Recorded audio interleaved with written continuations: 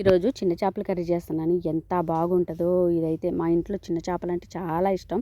మామూలుగా కుంపటుంది కాబట్టి ఉల్లిపాయలని ఇలా కాలుస్తున్నాను. పూర్వం ఉల్లిపాయల్లో కాల్చి ఇలాగే చేసేవాళ్ళు. చాలా టేస్ట్ ఉంటుంది, చాలా బాగుంటుంది.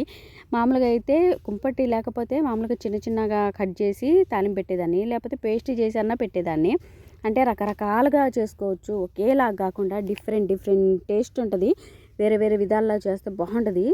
చిన్న చేపల్లో ఇప్పుడే నేను కడిగేసిన తర్వాత కొంచెం టైం పట్టింది. కారం, ఉప్పు, మసాలా అవేం వేయలేదు. కారం, ఉప్పు, పసుపు, ఆయిల్ వేసేసి కలిపేసి పక్కన పెట్టేసాను. చేసిన ఆనియన్ను, అల్లంను రెండింటిని పేస్ట్ చేస్తున్నాను.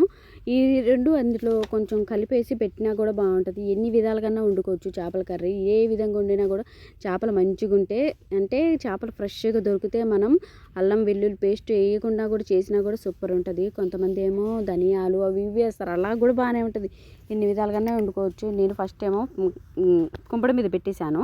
ఆ తర్వాత వచ్చేసి చింతపండు పులుసు పోస్తాను. చింతపండు పులుసులో అదే చెట్టుది అది. అసలు కింద ఏమీ ఉండదు, అంటే ముషక దుబ్బ ధూళి ఏమీ ఉండదు. ఎందుకంటే నీట్గా మేము పండుని తీసి ఒలిసి మంచిగా ఫ్రిడ్జ్లో పెట్టుకున్నాం. అందుకోసమే అంత ఆ విధంగా వేసేసాను. ఇంత కింద ఏమీ ఉండదు, మట్టి ఆ దుబ్బ ఏమీ ఉండదు, సూపర్ ఉంటుంది.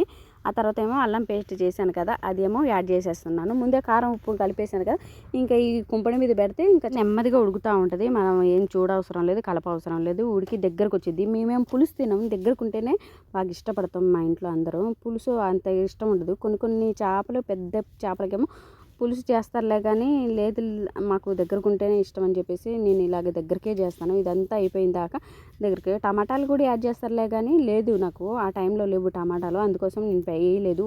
పులుసు ఒకటే పెట్టాను. కొంచెం ఆనియన్ పేస్టును, ఇంకో కొత్తిమీర ఉంటే కొత్తిమీర, కొద్దిగా మసాలా ఒక్కొక్కసారి వేయకపోయినా కూడా బాగుంటుంది. కాకపోతే ఆనియన్